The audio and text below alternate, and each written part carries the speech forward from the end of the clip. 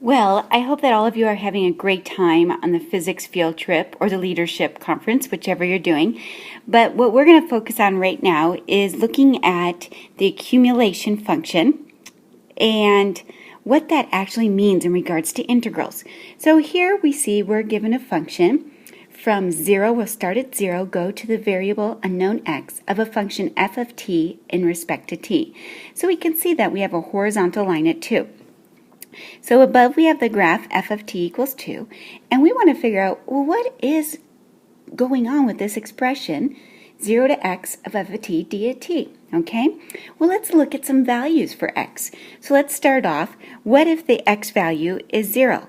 Well, we know that anything evaluated from 0 to 0 has an area of 0, okay? But what about if we go from 0 to 1? We'll look at the curve. If we go from 0 to 1, we can see that the area under the curve is 1 times 2, which is 2 units. And then the area from 0 to 2 would then be, we go from 0 to 2, so now it's this area under the curve, and that would be an area of 4. And when you continue this process, where the x value is 3, so then we have an area of 6, x value is 4, we have an area of 8. So you can see for each value of x that I add, we're accumulating more area under the curve, okay? So as we notice, as the x values get larger, so then does the integral of my function from 0 to x. It also increases as well, okay? Sorry about that. I'm trying to move. Here we go. Now, we are actually accumulating area with the integral function. We call it an accumulation function. So if we wanted to f of t equals 2 as the function, now notice we used a different variable, because if we were to write it 0 to x of f of x d of x, it would be kind of confusing because there's already an x in there. So then how do I take this x value and put it in there? So that's why we write the function in terms of t, and we say evaluate it from 0 to x. Okay, now for this function, were you able to find the answers for that? So if I go from 0 to 0, of course we know that area to be 0.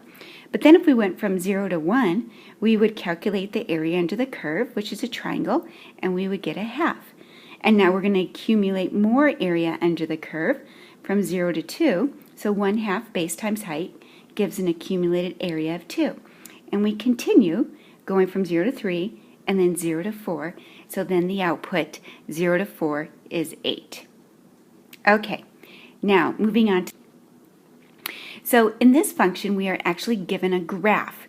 So we define this as, let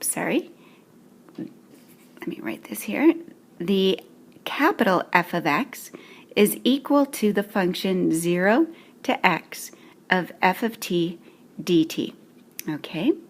So capital F of x is just the antiderivative. Remember that? So we evaluate from the antiderivative. So another way of saying that would be f of x minus f of 0, according to the fundamental theorem. Okay. So here we have the graph of it, and we're going to relate this to as the rate of snowfall over a period of time. For example, at x equals 1, the snow is falling at 3 inches per hour because the ordered pair is 1, 3. So if we look at 1 and we go up, we can see the ordered pair is 3. Okay, now at x equals 4, you notice the ordered pair is 4 zeros. That means the rate of snow falling is 0 because there is 0, 3. I'm sorry. Excuse me, I made a mistake there. This would be at 3, 0. And then we can notice after 3, like for example at 4, it would be what, 1, 2, 3, negative 4. So actually snow is melting at that point, 4 inches per hour. Okay, now this is the function f of x. Okay, and now if we wanted to find the integral from 0 to x of this function f of t, we would be finding the area under the curve. So since the function is a rate, when we find the area, the integral of a rate, it'd be the total amount of snow. Okay, so here we can see the answers that if at 0, what would be the f of x? Well, we know always 0 to 0 is 0. And then if we find the area under the curve from 0 to 1, okay, we would find the area under the curve here, and that is 2 units. So we have 2 units of accumulated snow. And it proceeds at 2, is it minutes or is it hours? I don't remember the units per hour. At 2 hours, then we have 5, is it inches? Yes, inches of snow accumulated. And then 3, it's 6.5, okay? Are you feeling it? So this graph here is a rate of change, and now we're finding the integral, that is the accumulation of snow over time, okay? Now what if we wanted to take the derivative of this integral? Okay, the derivative of the integral. Well, if we take the derivative of an integral, what would you expect to happen? Well, basically, you're undoing the two functions, because an integral, you're taking the derivative, and then the integral is really an antiderivative, right? So what happens when you take a derivative of an antiderivative? They undo each other, and you're left with the function f of x. Okay, so knowing that, then if we look at this chart, so if x is 0, then what is the value of the function of f prime of x? Well, at 0, then it would be 1. So if you look back up here at the graph, let me get my little highlighter going on. Okay, so if we look back here at the graph, and here, I'm looking at when x is 0, then the value of the graph is 1, okay? Now, when x is 1, we could see then the derivative of f of x is 3, okay? Now, at 2 then, we can see then the derivative of capital F of x is 3, okay? So what we're basically drawing a conclusion here is that the derivative of f of x is lowercase f of x, okay? Interesting observation, don't you think? Now, I need to see the graph and the question at the same time. So on what subintervals is 0 of a increasing? Well, since this is the derivative of capital F of x, so when I look at my derivative graph, wherever my derivative graph is positive, then my function is increasing. So we can see here, my derivative graph is positive. So there, the snow would be increasing. And then here, my derivative graph is positive, so it would be increasing on that interval. Now, where would it be decreasing? Whenever the derivative graph is negative. On these two intervals here, that would be when it's decreasing. Now, where does it achieve a maximum or a minimum? Now remember, maximums can occur either at the end points or they can occur where the derivative is equal to 0. Do you remember that? Okay, so that means then a maximum can occur here, it could occur here, or it occur here where I've got the derivative set equal to 0. Now maximum occurs where you change from positive to negative. So right there is a possible maximum. Now if I look at the chart, at 3 hours I have 6.5 inches of snow. And we do notice that is a maximum, okay? Now what about minimums? A minimum could occur here at 0. So at 0 I do have 0 inches of snow. Or a minimum can occur when I go from a negative to a positive. So that would be at what? 1, 2, 3, 4, 5. That's 2.5 inches of snow. Now that's a local minimum, but it's not the absolute minimum. Or the minimum could occur here, and we know we've accumulated 2 inches of snow. So the minimum actually is at 0. Okay. Now, I think the next question then is the concavity. So concavity occurs when, let's see, so this is the first derivative. So concavity will occur when the second derivative is positive. So now I need to look at the slope of the first derivative. So I notice here the slope is positive, so that would be concave up. And then I see also here the slope is positive, so that would be concave up. Okay, and then concave down would be when the slope is negative, so that would be from 2 to 4. And then the slope is negative from, is that 5 to 6? Or let's see, 1, 2, 3, 4, 5, from 6 to 7. That's concave down. So points of inflection occur when you change concavity Okay, so I notice I changed concavity right here because I'm changing from a negative concave down to concave up. Okay, and let's see, and then we have concave up to concave down. So our 2 points of inflection are here at 4 and here at 6. Woohoo! We're just rolling right along, okay? Now, we found the inflection. Now you'd have to sketch a graph of the f of x function. So to sketch that graph then, what I would do is I would use these ordered pairs here, 0, 0, 1, 2, 2, 5. So graph those ordered pairs. So you can see on my function here, I've graphed those ordered pairs, 0, 0, 0, 0, and then we've got 1, 3, 2, 3, and etc. So you can see those ordered pairs. Now the tricky part then is looking at my concavity.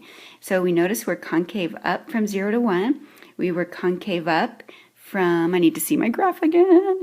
I was concave up then from here, 4 to 6. Whoa! Sorry, trying to figure out all the buttons on this thing. Here I was also concave up from 4 to 6. Okay, and then I was concave down from 2 to 4. So this is concave down, and then concave down from 6 to 7.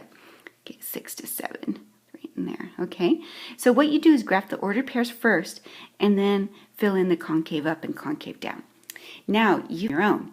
Now, I've given you the answers here, but you must show your work. Okay, so example 2, you're given a function from 0 to x of f of t dt, where f is the function graph below. So we have to find capital F of 0. So that just means on the integral, you're going to go from 0 to 0. Well, we know that area under the curve to be 0. And then you're going to go from 0 to 2. Okay, 0 to 2. So you're going to find this area under the curve. Well, that's 1/4 of a circle, right? So you do 1/4 of pi r squared. Here we're going to go from 0 to 4. Well, at this point now, it's a half of a circle. So it's 1/2 pi r squared. Okay, and then we go from 0 to 6. So we have to take the answer in C, which was 2 pi, and then we're going to add it to this area under the curve, which is a negative value. So you find the area of the triangle. Okay, now f of -1. Now remember, the value, it's from 0 to -1, right? Well, we know that's the opposite direction, incorrect limit, so we have to rewrite it so it's the negative of -1 to 0.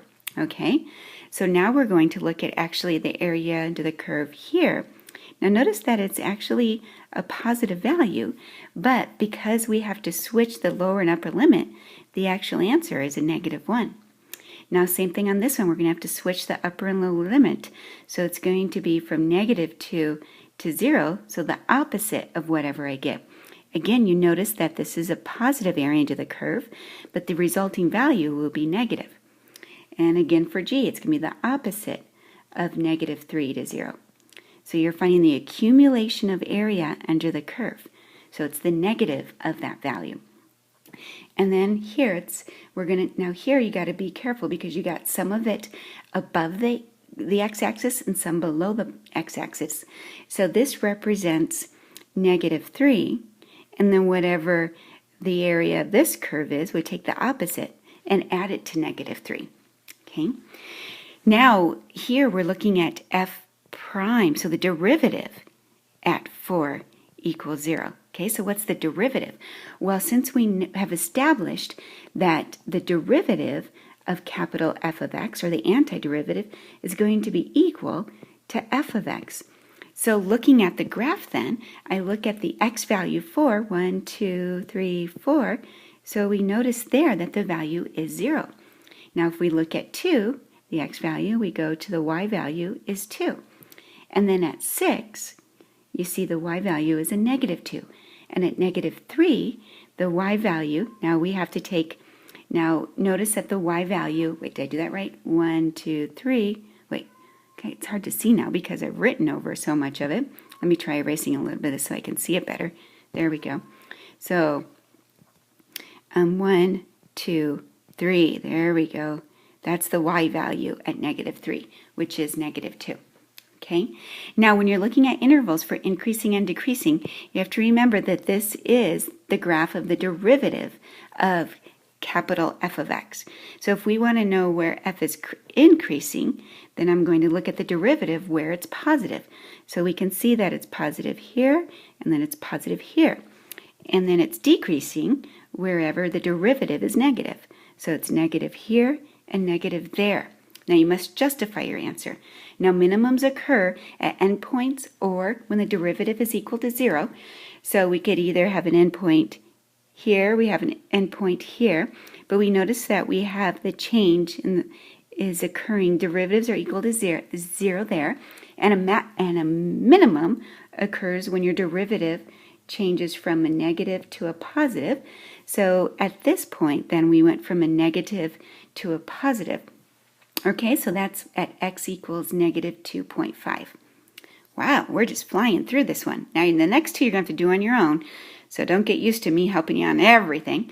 Now, maximum, again, can occur either at the endpoints or where the derivative changes from a positive to a negative, right? From a positive to a negative, that can be a maximum. So then we can see that the possible maximum would be here at x equals 4, which is a value of 2. Now, concave up is when the second derivative is positive. So let me erase all this good stuff going on here. Whoa! I don't know if you guys saw that too, but I just threw the page all over. Pencil, eraser. It's not liking my erase mode at this point.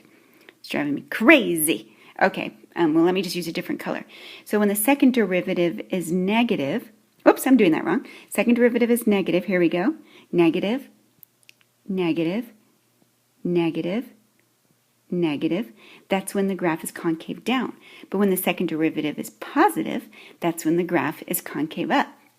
So if I do concave up in blue, see the slope is positive, and then the slope is positive. So that's when the graph is concave up, okay? And then points of inflection will occur when you change from concave down to concave up. So you can see concave up is negative 4 to negative 6, good.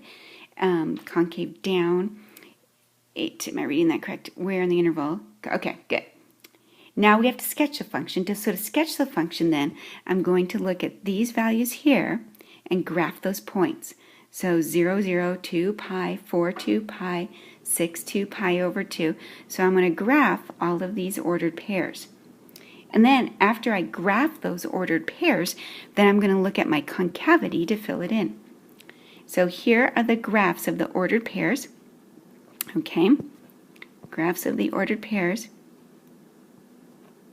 Okay, and then you have to graph in the concave up and concave down. So how does your graph look? Does it compare well to this? I hope so. Okay, now the rest of your homework is to complete your work. You have 2 examples to do that are very similar to what we did. Here's the first example, and then the second example is on your worksheet. Have a good time.